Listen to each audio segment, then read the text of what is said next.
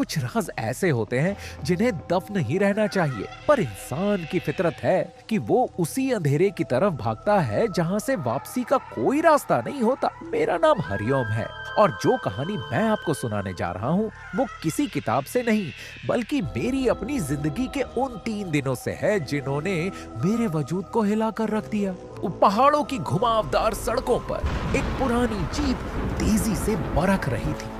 बाहर घनघोर बारिश हो रही थी और वाइपर की चू चू की आवाज सन्नाटे को और भी डरावना बना रही थी। जीप में 2 दोस्त थे, हरिओम और यशपाल। भाई मुझे नहीं लगता कि हमें इस मौसम में उस पुराने बंगले पर जाना चाहिए। गांव वालों की बातें सुनी थी ना तूने? अरे यार यशपाल, तू भी ना डरा मत कर। वो बस कहानियां ही हैं ताकि टूरिस्ट वहां न जाए और वो जगह वीरान रहे। और वैसे भी हम वहाँ सिर्फ 2 दिन के लिए जा रहे हैं अपनी डॉक्यूमेंट्री शूट करने। शायद तू सही कह रहा है, पर फिर भी वो बूढ़ा आदमी जिस तरह से हमें देख रहा था मुझे अच्छा नहीं लगा।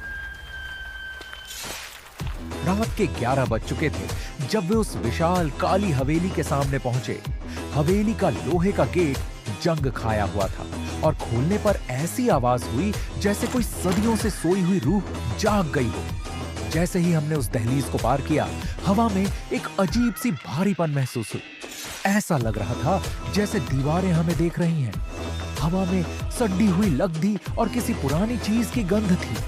अंदर जाते ही हमने देखा धूल की मोटी परत हर जगह जमा थी। अचानक ऊपर की मंजिल से किसी के चलने की आहट सुनाई दी। हरिओम, तूने सुना? ऊपर कोई है। शांत रह यशपाल, शायद कोई चूहा होगा या पुरानी लकड़ी की चरचराहट। पहले सामान रखते हैं। दोनों ने हॉल में ही अपने स्लीपिंग बैग बिछा लिए। अचानक हरिओम की आंख खुली। कमरे का तापमान एकदम गिर चुका था। उसे लगा कि कोई उसके कान के पास फुसफुसा रहा है। तुम यहाँ क्यों आए? वापस जाओ। हरिओम झटके से उठ बैठा।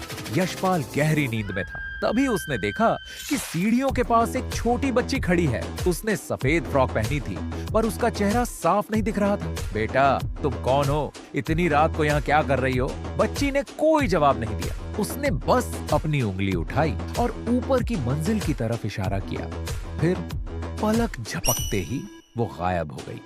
अगली सुबह हरिओम ने यशपाल को कुछ नहीं बताया।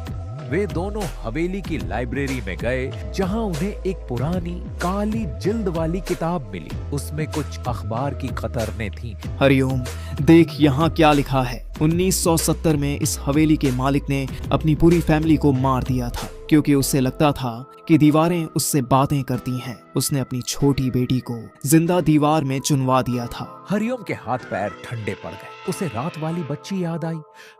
यशपाल, हमें अभी यहाँ से निकलना होगा। यह जगह सुरक्षित नहीं है। जैसे ही वे मुख्य द्वार की तरफ भागे, दरवाजा अपने आप धड़ाम से बंद हो गया। उन्होंने पूरी ताकत लगा दी पर दरवाजा टस से मस नहीं हुआ। वो कोई मामूली ताला नहीं था। ऐसा लग रहा था जैसे हवेली खुद हमें बाहर जाने से रोक रही है। तभी हमने सुना सीढ़ियों से उतरती हुई एक भारी आवाज, धप धप धप। ऊपर से एक साया नीचे आ रहा था। वो कोई इंसान नहीं था। उसकी आंखें कोयले जैसी काली थीं और शरीर से मांस लटका हुआ था। भाग यशपाल, रूम की तरफ भाग। वे रूम में छिप गए पर वो साया दरवाजे पर दस्तक देने लगा। तुमने किया है। अब तुम कभी यहाँ से नहीं जाओगे। तुम मेरी दीवारों का हिस्सा बनोगे।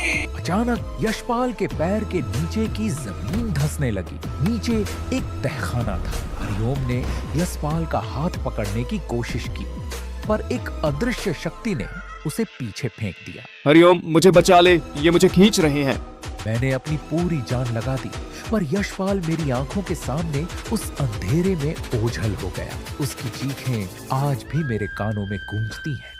मैं किसी तरह वहां से जान बचाकर भागा। पुलिस को कुछ नहीं मिला, ना यशपाल न वो तहखाना। लोग कहते हैं मैं पागल हो गया हूँ पर आज भी जब मैं सोता हूँ मुझे अपने कान के पास वही बच्ची की फुसफुसाहट सुनाई देती है। अभी भी इंतजार कर रहे हैं यशपाल के साथ। आपको ये कहानी कैसी कमेंट करके जरूर बताना और वीडियो पसंद आई हो तो लाइक शेयर सब्सक्राइब जरूर करें। धन्यवाद वीडियो को पूरा देखने के लिए।